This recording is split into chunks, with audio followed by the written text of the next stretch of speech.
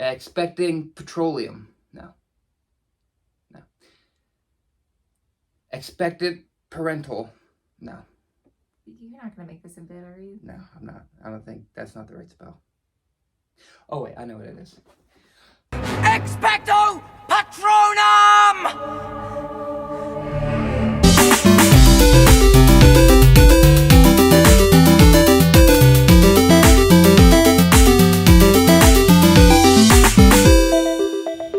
Hello, witches and wizards of muggles alike. Welcome back to another episode of Mr. and Mrs. Nerd. Today's going to be a very special episode because this weekend follows the first day of the start of the new year at Hogwarts. September 1st is always the first day they all go back in the books, so we figured this weekend it would be nice to do something Harry Potter related. Also, we're getting into the start of a new school year for everybody else, and fall's right around the corner. This is the perfect time to start doing these themed Harry Potter episodes. So, for today, it is back to school for the Hogwarts students. Mm-hmm. And what's the number one thing they need on their list when they go back to school? I don't know. Really? Wands. There you go. Boom. Wands.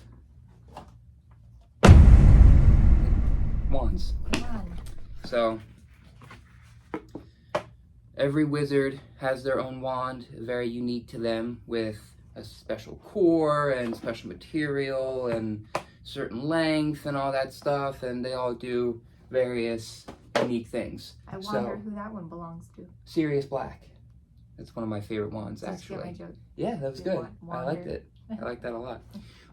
So today we're going to be making our own wands. Okay. So, welcome to Professor Piccinino's wand making class, one and all.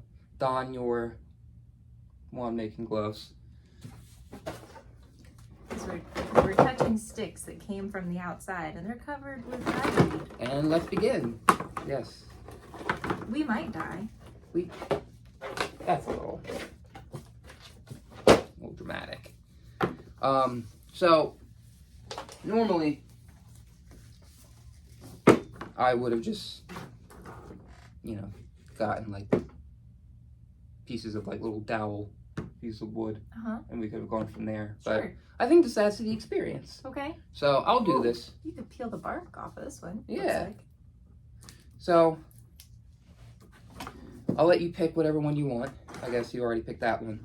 But we have some nice, long, like curved ones. This one's kind of short and straight. This one's pretty thick. And would probably be easy to shave down a little bit. So, is that the one you're going to go with? Yeah. I like this one.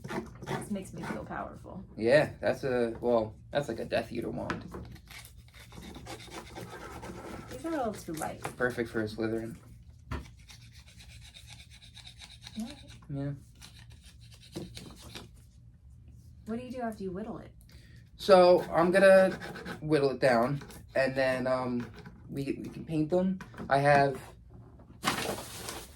a bag of various items that we can use to decorate our wands with: hot glue and glitter and a bunch of different things. Nice. So we can go from there, and just get creative with it. Get crazy. It doesn't have to be. Yeah, it doesn't have to look like anything in the movies. Be whatever kind of wand you want. So, I'll do this for you too. Thank you. Yeah. What's your favorite of the movies? The Harry Potter movies? I really like Goblet of Fire. Yeah? Yeah. There's a lot going on in that one, and I appreciate the introduction of additional characters and plot lines. Yeah. And Rob Pattinson, Yeah. And you know what? Reading rereading or listening to the books kind of makes you appreciate his character a little bit more, because they mention him in the third book, and he and Harry are kind of like friendly rivals. Mm-hmm. And But he's never a bad guy. Like He's he's never- never the villain. He's just kind of like the cool, like hot guy that Harry's kind of jealous of. during Exactly. competition. well, they play each other in Quidditch Yeah. in the third book, and Right. he loses to him. Yeah. But like he's never like a tool about it. He never Right. gloats or anything, and he's always very nice to Harry. But he's got like a lot of really great moments in the books, and it kind of really makes you sad for like what happens at the end of the fourth one. But mine's Prisoner of Azkaban. Of course. Yeah. I knew this about you. I mean, it introduces all my favorite things. I love Lupin. I love Sirius Black. Obviously, is my favorite Harry Potter character. I love the Dementors. I love the Night Bus. I love the music in that movie. Worst thing about prison was the Dementors. Michael Scott. Even he knows. I love just that Harry's got a little more attitude to him in the third book. He's not putting up with the Dursleys' nonsense, and he's a little more serious. No pun intended. But yeah, just such a great book, such a great movie. It's definitely one of my favorite movies, just of any movie, and then definitely my favorite in the series. So now, see, you can't feel too well because you got close on No, I that. can feel it. It's nice and Smoother. smooth. Yeah, so I'll work on the top of that next, but I'll do more of yours. Thank you. Yeah. Sorry. So- already getting all in my throat. Which side is going to be your hilt? Whatever you think. You're the expert. You've done this before. I would say this side. Okay. Yeah, that feels right. You've really been on a Harry Potter kick, I have been. which is why we're doing this, primarily. It is primarily why we're doing this. I go through my obsessions, and this is one of them right now. But mainly because I'm going through all the books again, and I had stopped after the third book. So now I've read 4 and 5. Now I'm on 6, and they're really fun. They're really good, and they really put you in the mood for it. So the movies will be next. I'm gonna rewatch the movies. So if you got to pick, what would your familiar be, and why? Cat. It'd be a cat. I love cats. Easy. Is that that's the end of the reasoning? Yeah. Okay. What would you have? I think it's a tie between a rat or an owl. I think if you have like a well-trained rat, like you can use it for stuff. Because they can squeeze into tight spots and kind of go undetected. So Very like smart. they're very smart. And so are the loyal. owls. Yes. What? And loyal, did you say? Yes. Owls aren't very good pets, Well, I mean, but rats are. in the context of the stories. Cats are great pets. True. Yeah. Also loyal. Crookshanks is an underdog or an underrated hero in the third book. Mm. He spots what's it called? He follows Sirius around and like kind of spots that what's his name? Scabbers is Wormtail before any of the other characters know who it is. Yeah. That's why he's always chasing after him in the book and in the movie, but they don't really go into that too much in the movie. And I didn't know that, or I'd forgotten it, rather. And I thought that was pretty cool. Gave me more appreciation for cats, because he saved Ron's life, practically. I've heard a lot of stories about, I'm nervous about this, heroic cats in real life, though.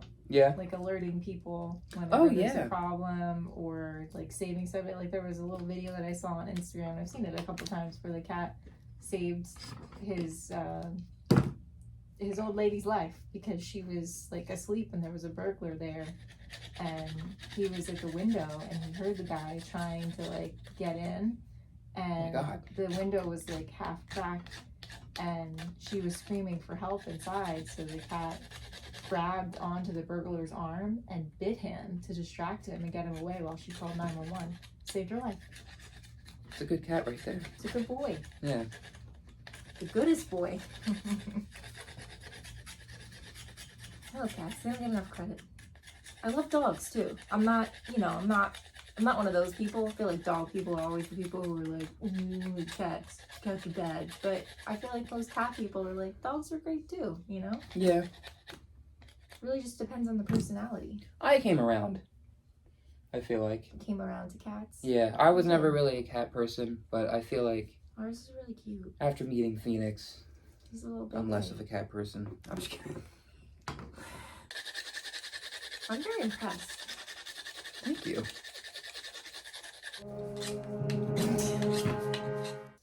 I'm Angelina, and you're watching Disney Channel. You have all the paints that I bought? I have all these paints. Baby copper and black. You know, Serious black? can't take you seriously. Why not? I just got started painting. Is that okay? Yeah, why not? Go for it. This Where is did I such a put my- cute idea. Thank you. I love how many you already have. How many wands I already have? Yeah. Yeah. Well, I made a bunch of these in high school. And this one is one of the ones I like the most. This is my Death Eater wand. It's really cool. The bone white with the vines and the thorns. And then this one, which I thought is cool for like a wild wizard, kind of like in the forest, like working with all the magical beasts and stuff. I see it. It's got the vines crawling up it, the little earth stone at the bottom, dark browns, very curvy. This is fun to make. You're fun to make. Hey. What? If you got the chance to like walk through any of the bakeries or the candy shops in the Hogsmeade Village Uh-huh.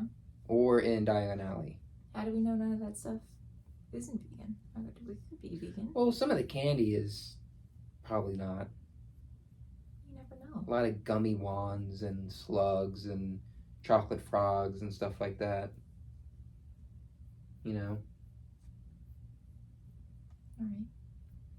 So, but, I mean, or you could pretend that it's all vegan. That was what I was going to do. Okay, well then do that instead. Okay. What would you get? I want to try some of those pumpkin pastries. Oh, the pumpkin pasties? Yeah. I like pumpkin things, but I don't like pumpkin flavored things. So I think I'd like it because it's pumpkin inside. And it's like savory, right? Is it? Is it not? I thought they were like little cakes. I thought they were like little like fried dumplings or baked dumplings or you know what I mean? Like the pumpkin inside. Oh, you know I what? You thought it might was be savory. right.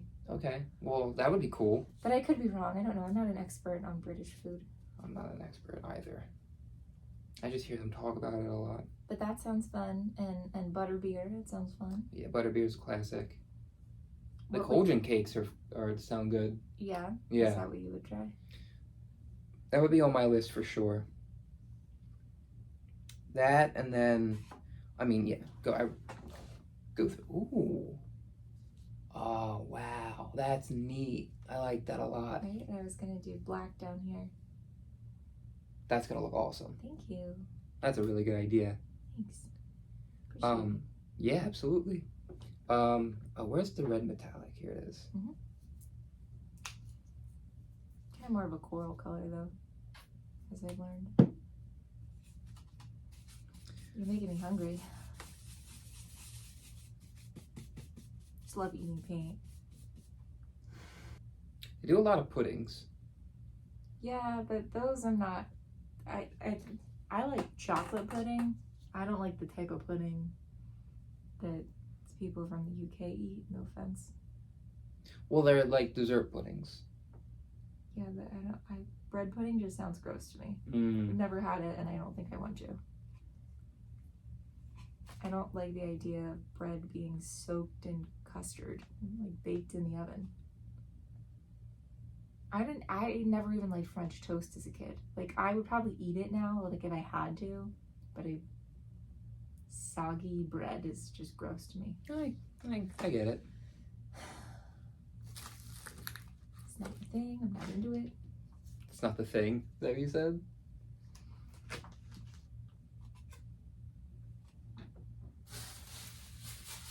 I know that you were obsessed with the UK when you were younger, specifically Britain, specifically England. Yes. Yes, I was. I'm still a huge fan. But I don't understand it all the way because there's so many things in their food culture that you find disgusting. Like peas and beans and sausage. Like all these major staples, you're like, nah. I don't think I was into the food as much as I was just like the culture and like the buildings and the history and the accents and stuff like that. Like, you know, when I was a kid, I was like, I want to visit one day. I always thought about what it would be like to go, and never in those daydreams was I eating the food. Well, that's fascinating to me also because you enjoy food so much. Yeah. Well, I did so much research. I was so obsessed that I did like research projects in school and stuff like that, all based on England. So like I knew a lot of what they ate, and it never really seemed like anything I'd be interested in, but it didn't turn me away from wanting to go still. So, you know, what are you gonna do? Starve, I guess. Well, they have other options for food. They have Indian food, which you like now. Yeah, I do that.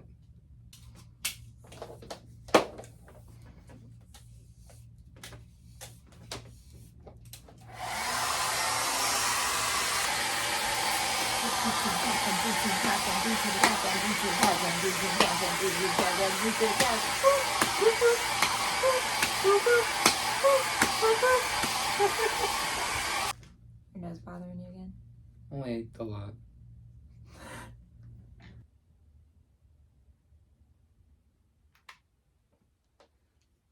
Looks diseased. Diseased? What do you mean? Okay. What do you mean? Oh. What do you mean by that? You painting it? Yeah. Okay. I'm sure it'll be fine then. Diseased? What classes would you take if you went to Hogwarts? Whatever was required of me. You could pick. There's some you can pick. Once you get to like your 5th and 6th year. I never thought about it. It seems like you have. Which ones do you want? I think Charms would be cool. Because that's where they teach you the like everyday use kind of spells. Like that's where they learn Wingardium Leviosa. That's where they learn Accio, which is the spell that brings things to you, like the summoning spell. Got it. Aguamenti, which creates a stream of water out of your wand. Stuff like that. Nice. You can learn little like jinxing spells and stuff like that in that class. I think that would be cool. Obviously Defense Against the Dark Arts, and not just because it's so popular, but because I feel like it's necessary. And it would probably be a very fun class to take. Potions, although I'd probably wait till year 6 until Slughorn gets there, because I don't know if I want to have Snape as a teacher. Snape. Severus Snape. Care of Magical Beasts. Yeah. Yeah. I think that'd be a lot of fun. So, like all of them? I don't know if I would take Transfiguration. I don't really know what I would need that for. I guess you could turn anything into anything with that class. I love turning anything into anything. It's one of my favorite things to do on the weekend. It's my hobby. Wow. Well, then sounds like that'd be the perfect class for you. You'd probably I be suppose. Professor McGonagall's favorite student. Although probably not with your track record. I don't know what that means. You're always like the mouthy kid in school. You'd probably get detention.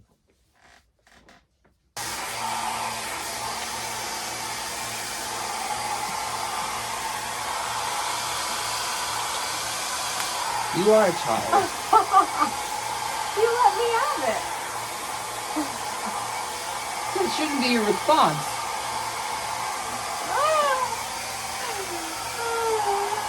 You let me have it.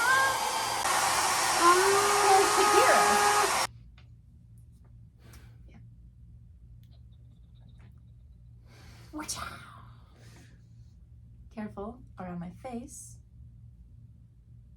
Yes. Oh, do you have to paint it more? I do the bottom or the top. That was smart to do the bottom part first, then you could just paint the top and it's easy and it dries. Exactly. I did the opposite. Yeah. We were not experts here. Some of us were amateurs, but we were here with experts who did not assist. You know what? And how do you feel about that? I feel fine considering I think yours came out pretty well. I think it turned out great with absolutely no oversight from you.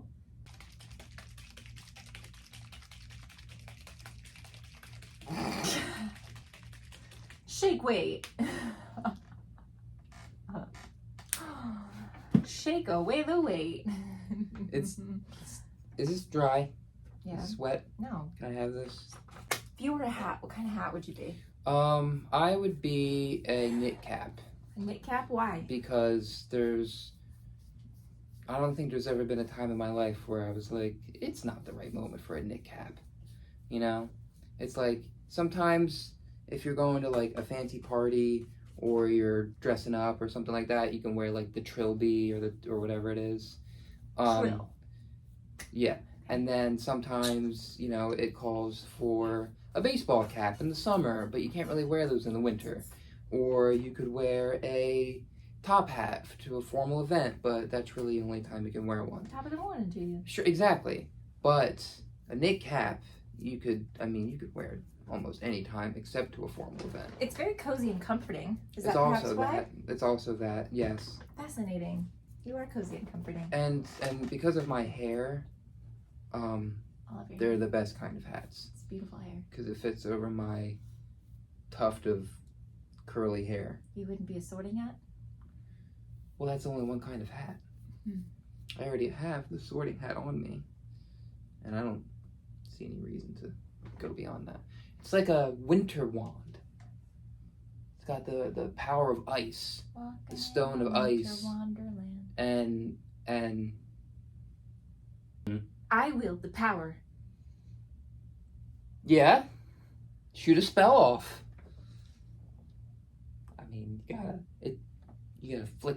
Look at the flick of the wrist. You gotta flick the wrist. Just stupefy. You break it. So let's judge these since we're done. I think I win. Do you?